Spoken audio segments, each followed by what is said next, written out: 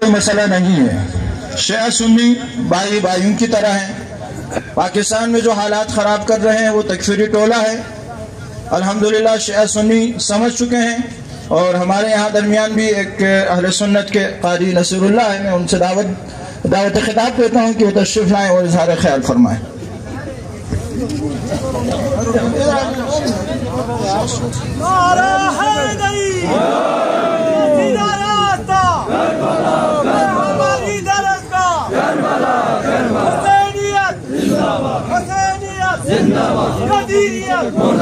اعوذ باللہ من الشیطان الرجیم. بسم اللہ الرحمن الرحیم.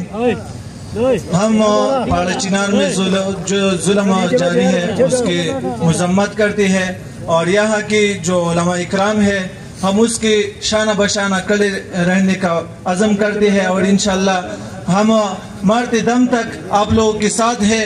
پاڑہ چنار میں جو ظلم چل رہی ہے ہم اس کے خلاف انشاءاللہ آواز اٹھاتے رہیں گے. ہم آپ لوگوں کے ساتھ ہے. بہت بہت مہربانی.